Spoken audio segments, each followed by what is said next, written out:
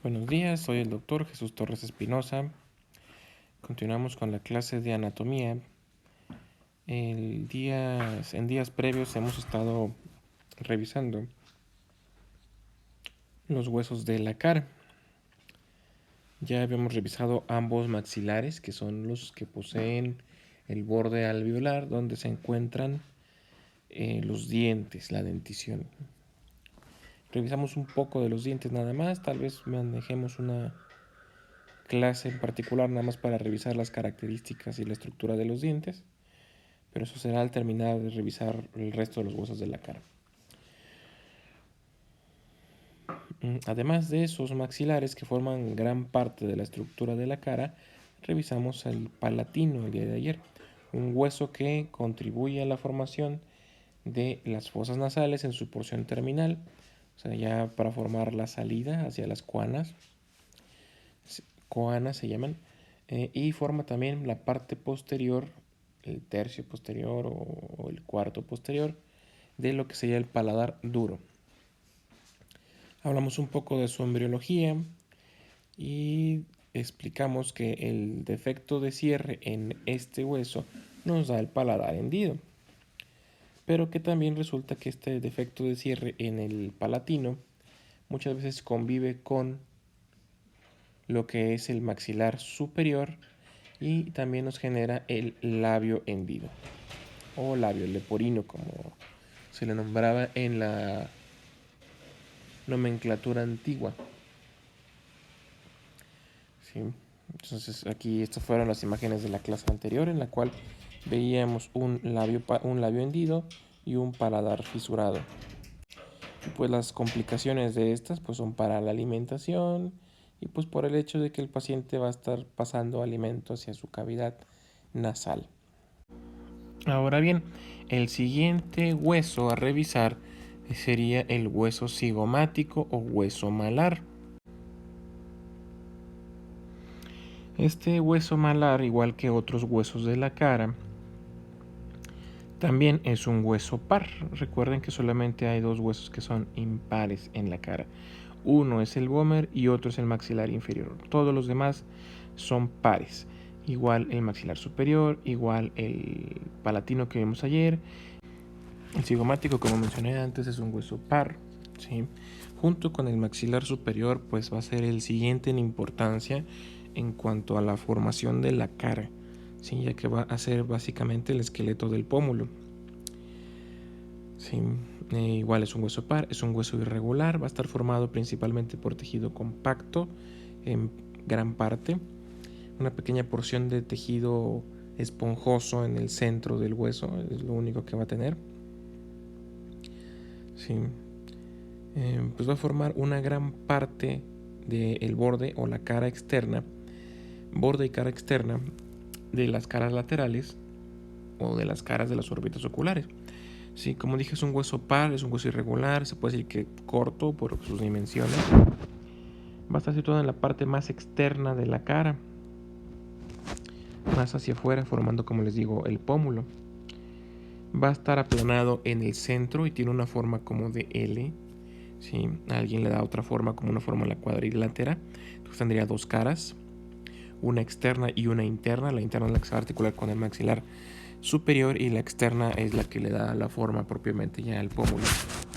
Va a tener un total de 4 bordes, 4 ángulos y se va a encontrar localizado, como vimos antes, otra de las preguntas esenciales, hacia afuera y arriba en la cara, o en referencia al hueso frontal, que el hueso frontal, recuerden, es este en rojo, y el otro va a ser este en verde, es el cigomático visto de lado. Se va a encontrar hacia abajo y hacia un lado, o hacia abajo o hacia abajo y hacia afuera con respecto al hueso frontal. Ahora, como lo dije, pues se va a localizar articulado en la cara inferior y lateral del hueso frontal. Por tanto, pues su principal articulación o una de sus articulaciones van a ser el hueso frontal por arriba, por debajo el maxilar superior, por debajo y adentro el maxilar superior, y a los lados se va a articular con los temporales o huesos temporales, que esos ya forman parte del cráneo. Entonces va a estar más en relación con huesos del cráneo que con huesos de la cara. Y como mencioné con anterioridad, pues va a contribuir, o su función va a ser formar parte de las fosas oculares, así como formar parte del esqueleto del pómulo. Ahora bien, viendo el hueso de frente, este que estamos observando aquí a su izquierda es un cigomático de ese lado, es un cigomático derecho. ¿Sí? La primera característica que salta a la vista es un agujero. Este agujero o agujero óseo va a estar situado en las caras laterales, en la cara lateral del hueso cigomático. Va a permitir el paso de un nervio, que es el nervio cigomático, o al menos uno de sus ramas, que es la rama lacrimonasal. ¿Sí? Este nervio va a perforar la base de la apófisis frontal, ¿sí?, del hueso, de este mismo hueso cigomático, y va a entrar a la órbita a través de la pared lateral. Vamos a ver que se notan tres salientes o apófisis, ¿sí? Una de ellas es para el hueso frontal, una de ellas más, vamos a marcarlas. Esta verde es para el hueso frontal, esta otra es para el hueso temporal, y la última de este lado, esta es para articularse. Todo este borde se va a articular con el maxilar superior. ¿Sí? En la otra imagen a su derecha encontramos otra vez una vista anterior, una vista posterior, en este caso de ambos lados. Para el caso es más o menos lo mismo. Vamos a encontrar más o menos donde señala esta flecha roja, ahí a esa altura vamos a encontrar el orificio, que también le podemos llamar orificio cigomático facial. ¿Sí? Si lo vemos en la vista posterior, aquí está una vista posterior, este borde liso, esta superficie lisa que observamos aquí, es lo que va a formar parte de la órbita ocular. ¿Sí? Luego nos podemos dar cuenta que hay una superficie rugosa debajo de esa superficie ocular. Esta superficie rugosa aquí en azul la vamos a bordear con un color más sólido. Esta superficie azul es la superficie articular, o que se va a articular con el hueso maxilar superior, principalmente con la apófisis piramidal del maxilar superior. Luego nos damos cuenta que por detrás de la superficie orbitaria encontramos una superficie lisa. Esta superficie lisa y casi sin accidentes es lo que se va a continuar con la apófisis cigomática temporal. Sí, por eso en esta superficie pues no hay prácticamente nada. Funciona las veces de corredera para el paso de algunos músculos de la masticación por ahí. Ya podemos verlo eso un poco más adelante. Eso sería todo lo que corresponde al hueso cigomático. Ahora nos quedan algunos huesos más pequeñitos, son mucho más fáciles. Entonces vamos a acabar de revisar la cara de una vez. Uno es el hueso lacrimal o hueso unguis, un hueso cuadrangular, que también es par. Podríamos considerarlo corto porque tiene forma cuadrangular y casi, bueno, más bien podemos considerarlo plano porque casi todos sus ejes son iguales, excepto por el espesor, que es bastante delgado. Se van a encontrar en la parte anterior de la cara, en la cara interna de la fosa orbitaria, ¿sí? Entonces hacia adentro, hacia la parte nasal. Van a formar parte de las fosas nasales y parte de la órbita, ¿sí? La pared externa de las fosas nasales, pero la interna de la órbita. Van a constituir, eso está formado por una pequeña lámina cuadrilátera ósea, por eso les digo que es un hueso plano, aunque sea muy pequeño. Por tanto no es completamente irregular, aunque pues si se fijan su forma no corresponde precisamente a la de un cuadrado. Como es plano, pues tiene dos caras y cuatro bordes. Esos bordes de la cara. Ahora sí, aquí tenemos una imagen de lo que es una órbita ocular. De este lado, aquí en rojo, como está la este lado es la parte externa. Esto en azul sería la parte externa, interna, externa. Entonces este hueso, el que estamos mencionando, lo vamos a encontrar aquí, este hueso lacrimal. Va a estar articulado articulado precisamente pues con el maxilar superior, que forma gran parte del piso de la órbita. Entonces este hueso lacrimal nos va a formar la cara interna de la órbita ocular, ¿sí?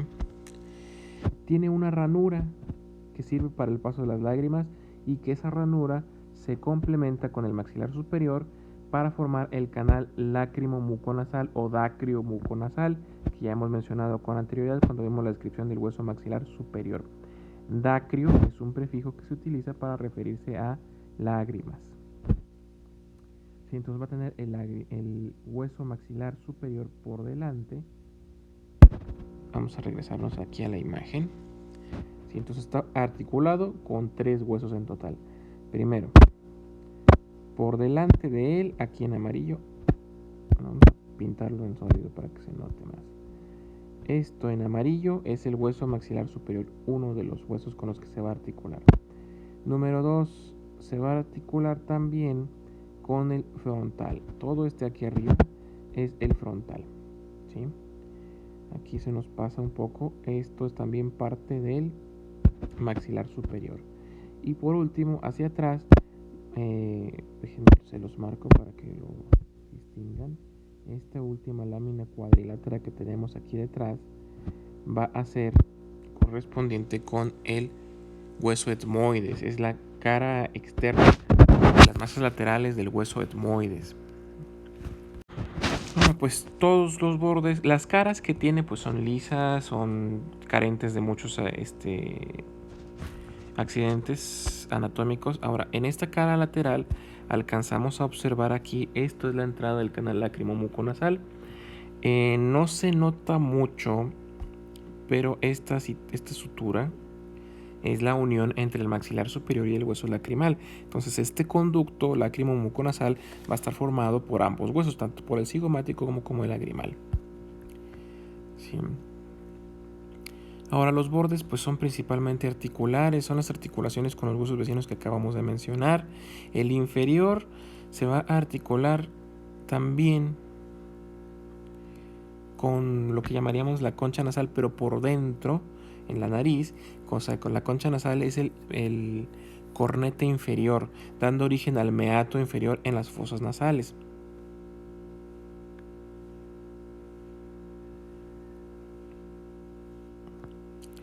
Eso sería lo que corresponde a el hueso lacrimal. El siguiente serían los huesos propios de la nariz. Son otros huesos igual con una forma cuadrilátera, planos, son muy pequeños, siguen siendo pares.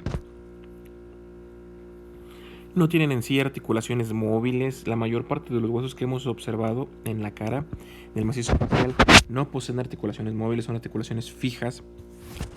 Sí, que de hecho pues en un cráneo de adulto es muy difícil separarlos unos de otros, están fusionados prácticamente, de forma tal que solamente se pueden extraer pues cortándolos. ¿Sí?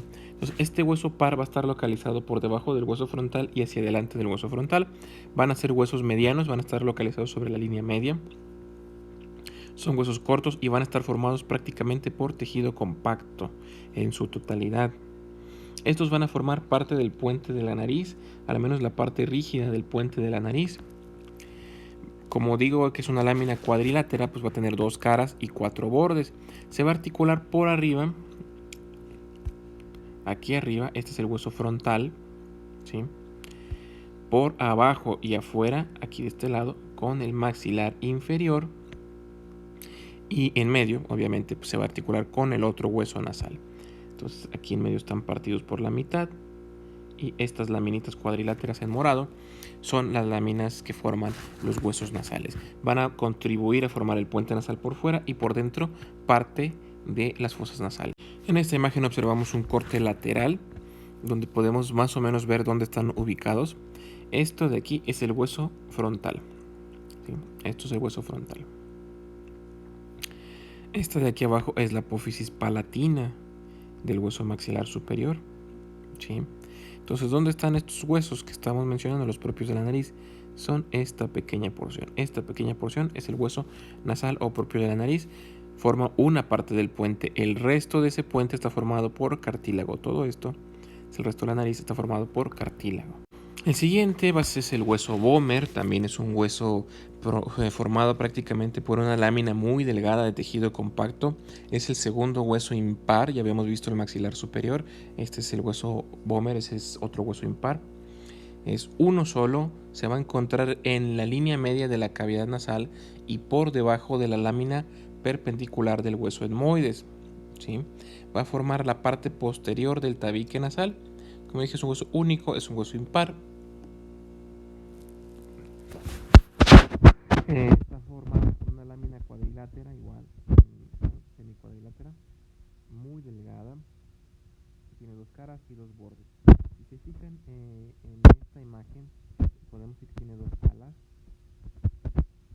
En el centro se va a articular la lámina vertical del etmoides. Las articulaciones se va a articular con el etmoides y el esfenoides por arriba, ¿sí? Eso es lo que va a embonar entre las alas del Böhmer. Va a formar la mayor parte del el tabique nasal óseo de las fosas nasales, ¿sí? Entonces, en esta imagen lo que observamos primero, esta es una vista antero-posterior y esta es una vista lateral, ¿sí? En la cual vemos su forma. Sí es cuadrilátero, pero no es precisamente como un cuadrado. El tabique nasal pues va a ser una estructura tanto de cartílago como de hueso que va a servirnos para formar una separación entre las dos cavidades nasales. Entonces, aquí vamos a ubicar las piezas que les he estado mencionando.